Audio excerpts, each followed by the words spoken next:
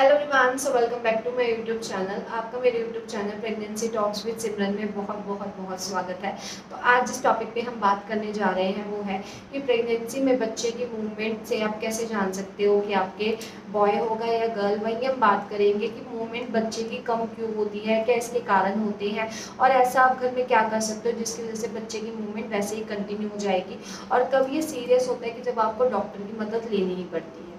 तो देखो, eight starting में आपको बता देती हूँ, जो सबसे पहला डाउट रहता है वो ये रहता है कि बच्चे की मूवमेंट कब से होनी शुरू होती है।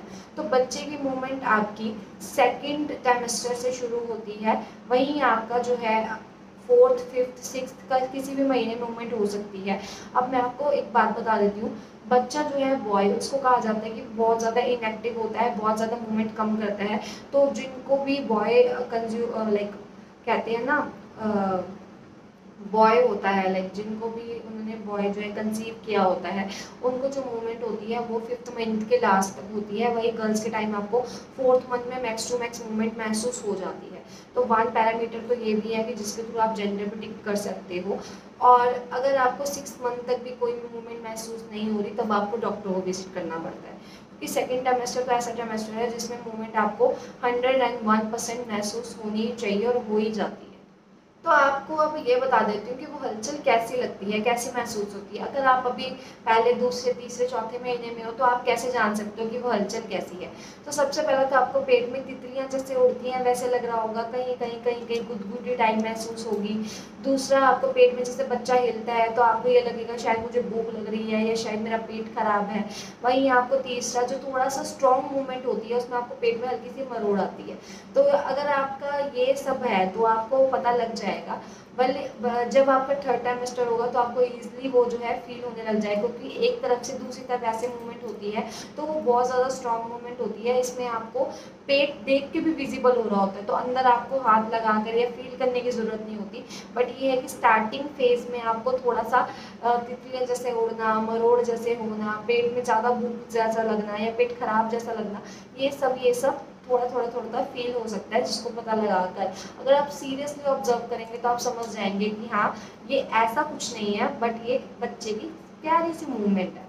तो सबसे पहले हम जान लेते हैं बच्चा मूवमेंट कब कम करता है। तो देखो, बेसिकली दो ही रीज़न होते हैं, या तो बच्चे के गले में गर्भनाल फंसना, वहीं सेकंड होता है आपका बच्चे का सो जाना। जैसे आप सोते हो, खाते हो, पीते हो, वहीं बच्चा भी ऐसा ही होता है। उसको बाहर की सनलाइट नहीं लगती, इसकी वजह से उसे टाइम जो है अपना सेट नहीं किया होता है सोने का, इसलिए वो कभी भी सो जाता है, जिसकी वजह से आपको लगता है कि बच्चा जो है मूवमेंट नहीं कर रहा।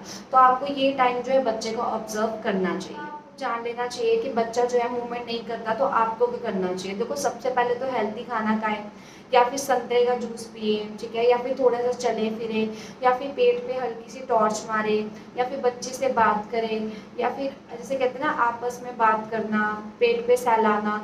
तो इन चीज़ों को करने के बाद बच्चा जो है रिस्पॉन्ड कर देता है। तो आपको ये चीज़ें जो है अपने लाइफस्टाइल में डे में एक बार तो करनी चाहिए। जब आपको लगे कि बच्चा जो है आपका रिस्पॉन्ड नहीं कर रहा, तो आप हल्की सी टॉर्च मारने की जगह थोड़ा सा खाएंगे, पिएंगे, चलेंगे और लेटेंगे, और फिर फील करेंगे तो बच्चे की मूवमेंट आपको इजीली फील हो जाएगी। तो देखो, सबसे पहले मैं आपको एक बात बता दूं कि बच्चे की जो मूवमेंट है आपको पहले, दूसरे, तीसरे, चौथे, ये इनमें तो बहुत ज़्यादा कम होगी। लाइक पहले दूसरे में तो होगी नहीं, तीसरे चौथे में बहुत ज़्यादा कम, पाँचवें छठे में एक स्ट्रॉन्ग होगी, सातवें आठवें नौवें में बच्चा पूरा घूम जाता है, तो वो ऐसी होती है।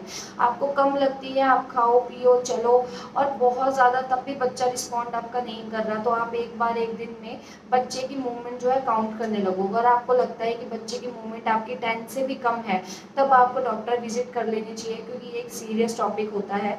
तो आपको पता लग जाएगा डॉक्टर की विजिट करने के बाद अल्ट्रासाउंड के थ्रू कि बच्चे क्यों आपका मूवमेंट कम कर रहा है। तो देखो, इसके पीछे जो भी होगा डॉक्टर आपको उस अकॉर्डिंग एडवाइस दे देंगे।